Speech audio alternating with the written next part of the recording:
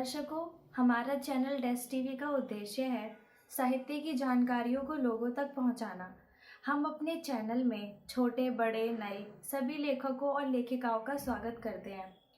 आज हमारे साथ चर्चा में है कहानीकार गजेंद्र रावत। चर्चा शुरू करने से पहले मैं आपको बताना चाहती हूँ कि एपिसोड 2 से पूछे गए सवाल का लकी ड्रॉ विजेता कौन है। हमारा प्रश्न था कि साहित्य शब्द का स्रोत कहाँ से हुआ, तो इसका सही उत्तर है मध्य प्रदेश से हुआ। हमारे पास कई ईमेल आए, लेकिन हमने अपने क्विज में सिर्फ उन्हीं के उत्तर शामिल किए जिन्होंने हमारे चैनल को सब्सक्राइब किया है। एपिसोड 2 से दिए गए प्रश्न का सही उत्तर देने वाले लकी ड्रॉ विजेता हैं दिल्ली से रमेश प्रजापति। रमेश जी, आपको बहुत बहुत बधाई, आप लकी ड्रॉ विजेता बने। तो चलिए गजेंद्र रावत जी से रूबरू होते हैं।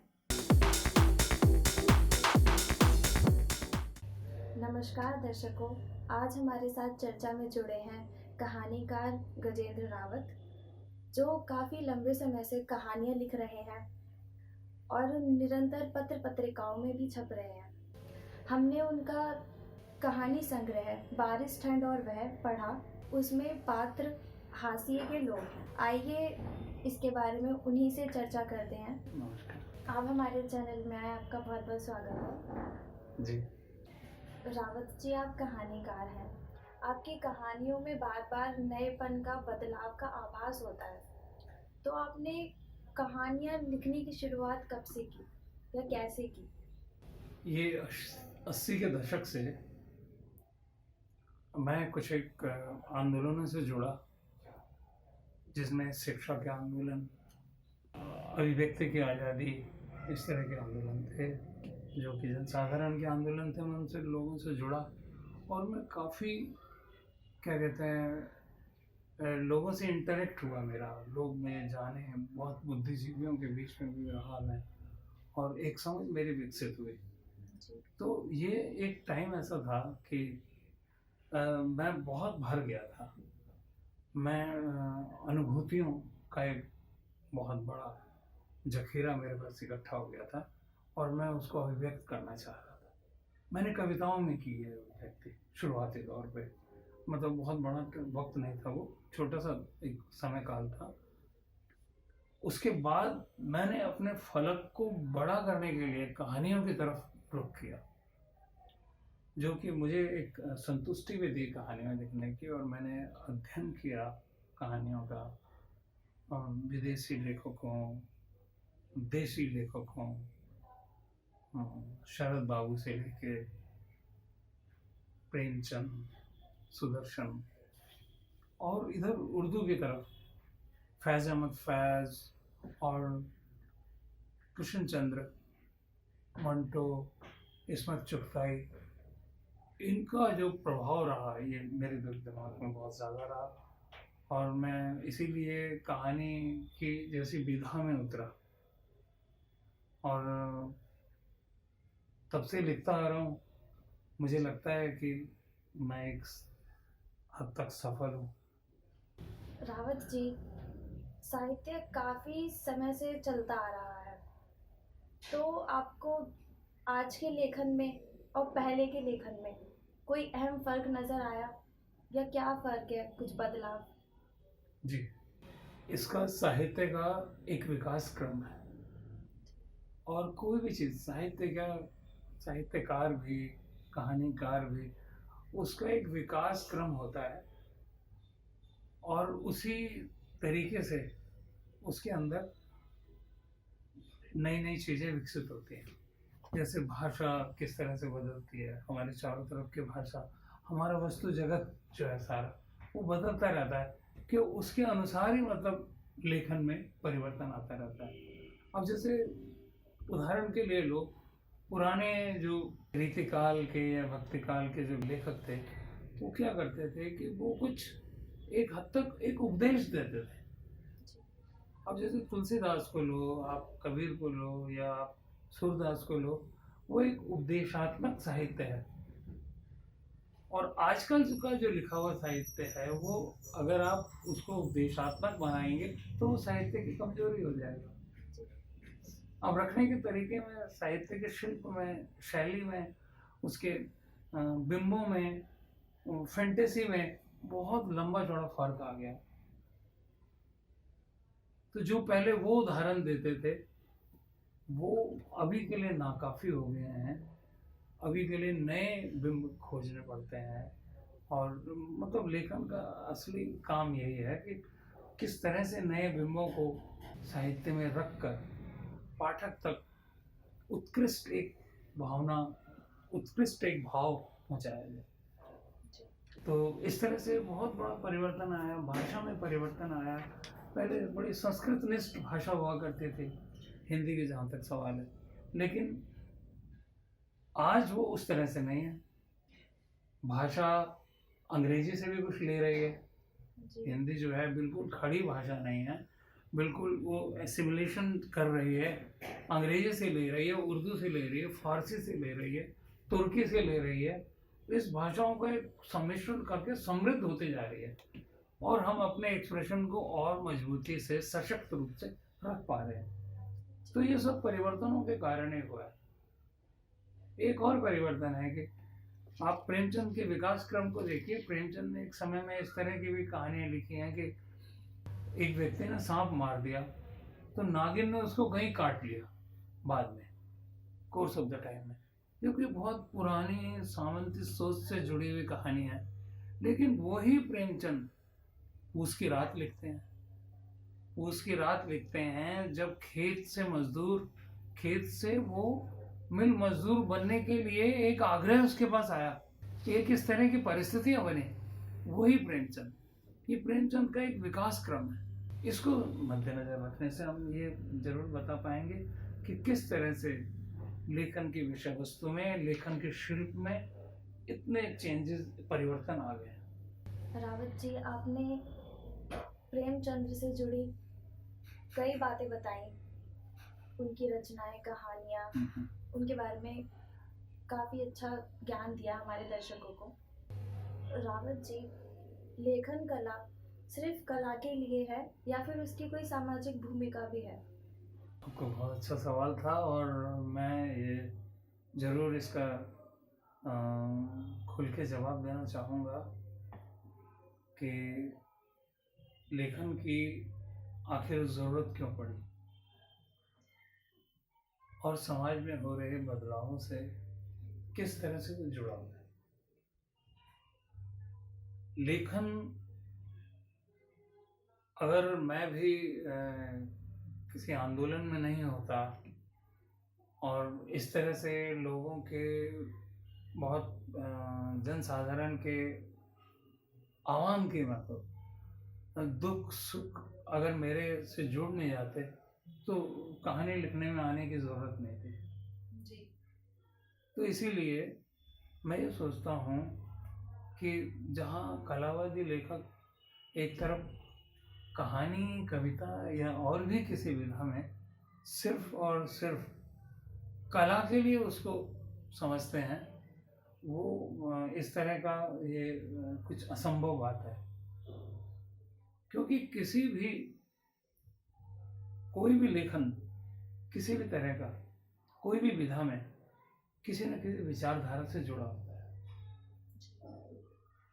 अगर आपकी विचारधारा प्रगतिशील नहीं है, बदलते समय के अनुसार नहीं है, या समाज के उस बदलते अंश को आप नहीं लिख रहे, बदलते हिस्से को नहीं लिख रहे, या आप पुरानी किसी चीज़ को या पुरानी छोटी भावनाओं को लिखे जा रहे हैं, तो यकीनन आप समाज में जो समाज में भी व्याप्त हैं, रूढ़िवाद है, जातिवाद है, धर्म है और बहुत सारी इस तरह की चीज़ें हैं जो हम पिछली व्यवस्था से लेके आए हैं, वो आज की नहीं है। कुछ लोग उसमें लिख रहे हैं, उसको बड़ा स्वाभाविक मान रहे हैं और उसको ही कला कह रहे हैं। मतलब ये तो अपने आप को महदूद करना हुआ एक छोटे से दायरे में, जबकि समाज में होने वाले जो परिवर्तन हैं उन पे लेखन आज की मांग है, मतलब समय की, और यही सामयिक लेखन हुआ। अन्यथा आप किसी भी चीज़ को लिखेंगे, विचारधारा आपके साथ रहेगी, एक पुरानी और रूढ़िवादी विचारधारा भी आप ले सकते हैं, लेकिन उसमें आज की कहानी नहीं कही जाएगी। जो सामयिकता जिसे कहा जाता है, वो समय जितना समाज परिवर्तन कर चुका है या किस तरह उसका ट्रेंड है परिवर्तन करने का, इसको जब तक कहानी पकड़ नहीं पाएगी तो मुझे नहीं लगता कि कला सिर्फ कला के लिए होती है। उसकी मजबूत सामाजिक भूमिका होती है, उसके सामाजिक सरोकार होते हैं। बिना सरोकारों, बिना सामाजिक भूमिका के साहित्य जो है वो, मुझे तो यूँ लगता है कि वो कूड़ा है। रावत जी, आपने लेखन के लिए हिंदी भाषा को चुना, उसके पीछे क्या उद्देश्य है? एक्चुअली जो आमतौर पे लोग भाषा को लेते हैं, ये तो एक भावनाओं में लेते हैं, और दूसरा वो उनसे जुड़ी होती है मातृभाषा या इस तरह का जो विचार है, वो मतलब मैं उस विचार से मैंने हिंदी को नहीं चुना। दरअसल हिंदी में मैं थोड़ा बेहतर लिख पाता हूँ, और इसलिए मैंने हिंदी को चुना। और अंग्रेजी में या दूसरी भाषाओं में मैं अभिव्यक्ति को इतना सशक्त रूप से नहीं लिख पाऊंगा, इसलिए मैंने उनको रहने दिया। वो तो, ये तो बाद में अनुवाद भी हुआ जा सकता है, इसमें ऐसी कोई बात नहीं। लेकिन हिंदी का इस तरह से मतलब एक इमोशनल वो नहीं है, मेरे से जुड़ाव नहीं है, और इमोशनल जुड़ाव ना होने की वजह से ही मैंने जो अंग्रेजी से आने वाले शब्द हैं या उर्दू से आने वाले शब्द हैं, उनको हिंदी भाषा में समाहित किया है। आप अगर कोई कहानी पढ़ लें तो उसमें बहुत सारे मेरे शीर्षक भी अंग्रेजी के हैं। जैसे एक शीर्षक है आइंस्टाइन, एक शीर्षक है, एक है ग्रैंड पार्टी, एक है मोनोटोनी, ये सब अंग्रेजी। ये डिनर है, तो ये चीज़ें अंग्रेजी के ही, जो उस अंग्रेजी ने जहाँ पे वो हिंदी के साथ एसिमिलेट हो गई है, लोग उसे ज़्यादा जानते हैं, उस भाषा को लिया है मैंने। हिंदी वो बिल्कुल पुरानी वाली हिंदी को नहीं लिया है ना, क्योंकि वो इस तरह से अगर मैं सोचता कि ये तो हमारी मातृभाषा या इस तरह से, जबकि मैंने एक भाषा देखा हिंदी को, और वो करीब 50-60 करोड़ लोगों की भाषा होगी मेरे को लगता है। ये भी एक बड़ा वो था मेरे दिमाग में कि इतने करोड़ लोगों की भाषा, उसमें लिखा जाना ज़्यादा सार्थक रहेगा, लोगों तक पहुंचने में एक सुविधा रहेगी, तो इसलिए मैंने हिंदी को चुना। रावत जी, आजकल जो सोशल मीडिया पे, फेसबुक पे, व्हाट्सएप पे, इंस्टाग्राम पे लोग साहित्यिक रचनाएं पोस्ट कर देते हैं, उन्हें देख के तो लगता ही नहीं है कि वो साहित्य है। आप इस बारे में कुछ बताना चाहेंगे? ये एक तकनीकी नयन है कायदे से, और तकनीक साहित्य को आगे बढ़ाने में किस तरह का औजार बनेगा, ये तो लगभग ये डिपेंड करता है कि वो किस तरह की चीज़ें उसमें रख रहे हैं। आमतौर पे क्या होता है कि जन साधारण तो कोई मैसेजेस इधर उधर से पढ़ के वो दे देते हैं, वो साहित्य नहीं होता वैसे। तो जैसे आप कोई कविता या कहानी किसी स्तर की पढ़े, बल्कि जो तकनीक कुछ फ़ायदा दे सकते हैं वो यही दे सकते हैं कि बहुत सारी वेबसाइट्स हैं जिस पे जाके आप कहानी कविताएं पढ़ सकते हैं। ये सब चीज़ें एक साथ मिल जाती हैं, लेकिन उस तरह का पुस्तक से पढ़ना और यहाँ से पढ़ने में थोड़ा सा फ़र्क होता है। और मैं तो प्रेफर करूँगा कि पुस्तक से पढ़ा जाए। बाकी इससे यही है कि एक बहुत सारी चीज़ें कलेक्ट हो गई हैं, और कॉमन आदमी का हस्तक्षेप भी है उसमें। हाँ, वो बहुत बेहतर कहानी को भी बेकार कह सकता है, और बहुत बेकार कहानी की भी बहुत चर्चाएं हो सकती हैं। ऐसा सब हुआ है, बस यही है।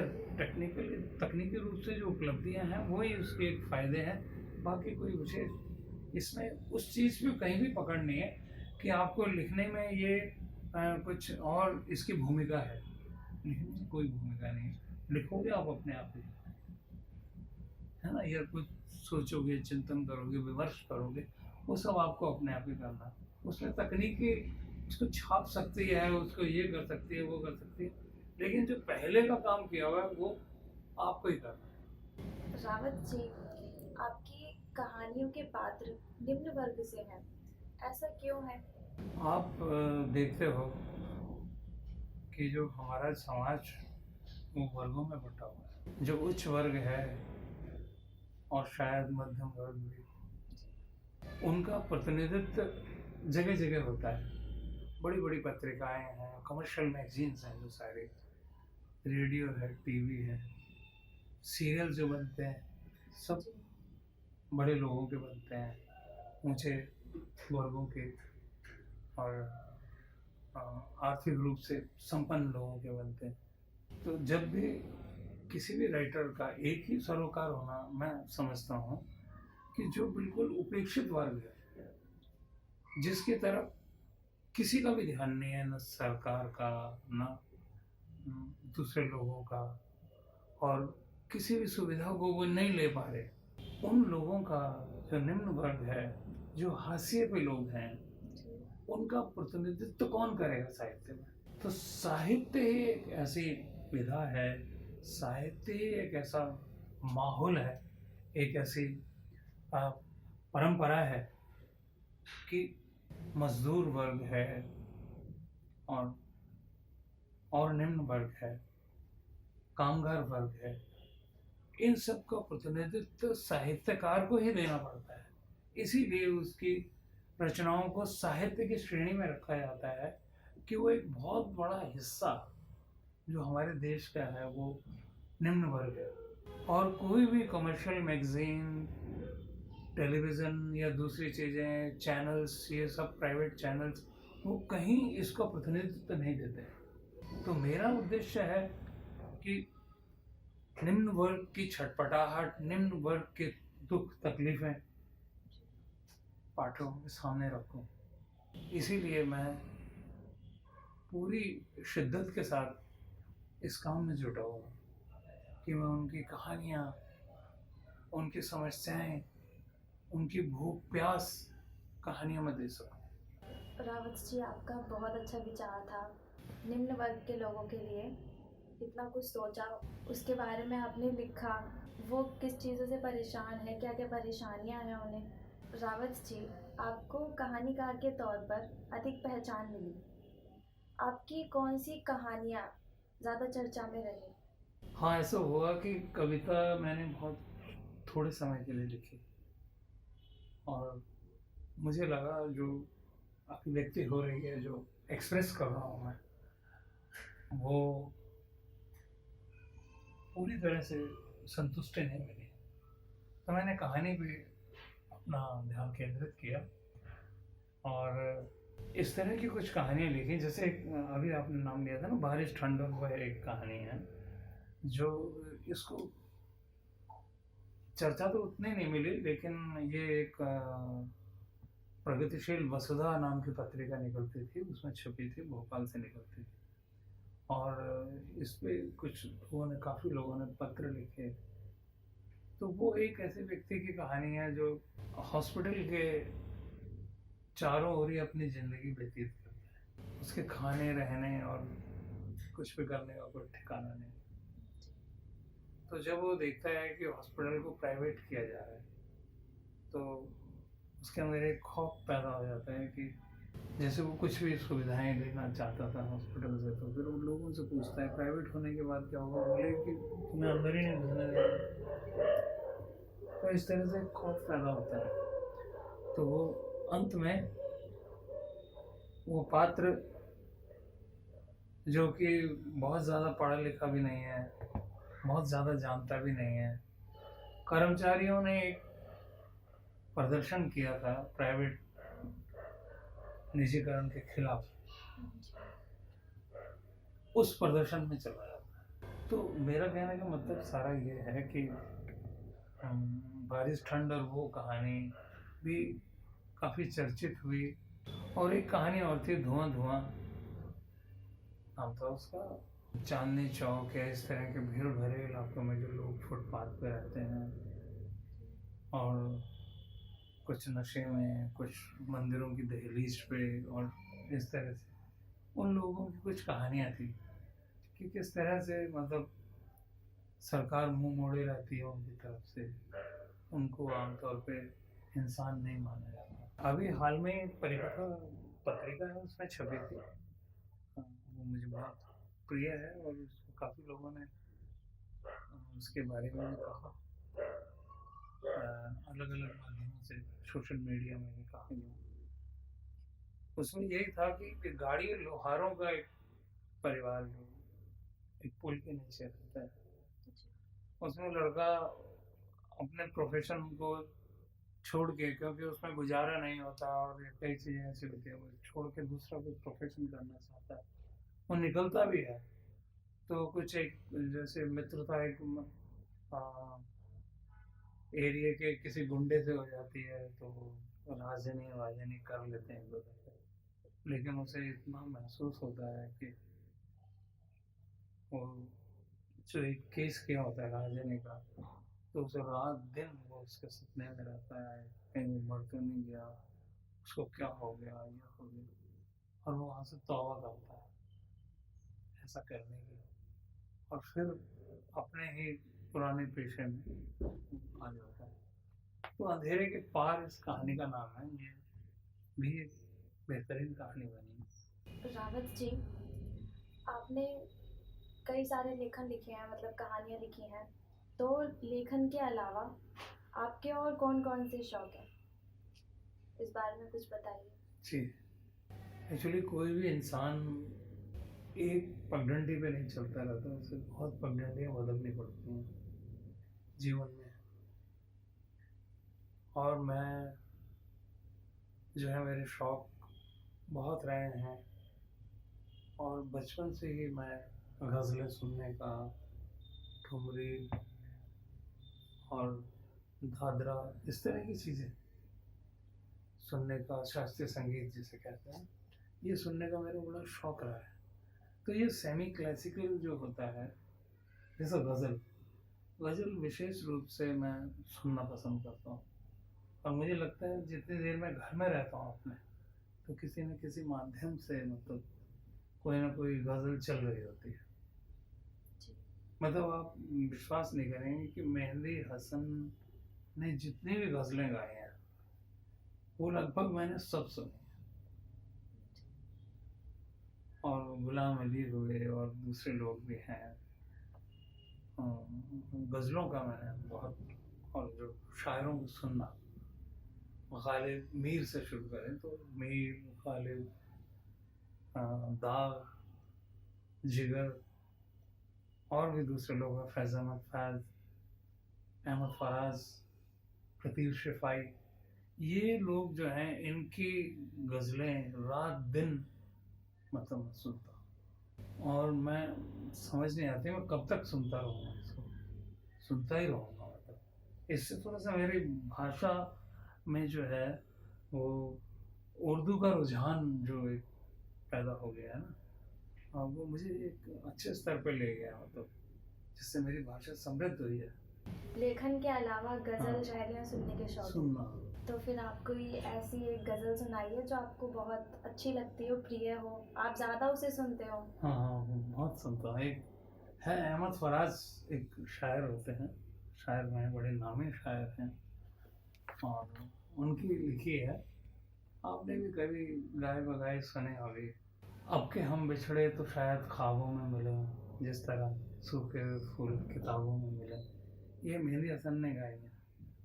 इसका अंतरा है एक और, बहुत बड़ा खूबसूरत। ढूंढ उजड़े हुए लोगों में वफा के मोती, ये खजाने तुझे मुमकिन है खराबों में मिले, जिस तरह सूखे हुए फूल किताबों में मिले। वाह, क्या बात है रावत जी, आपने साहित्य के बारे में बहुत अच्छी जानकारियाँ दी हैं, बहुत अच्छा लगा, हमारे दर्शकों को भी बहुत पसंद आया होगा।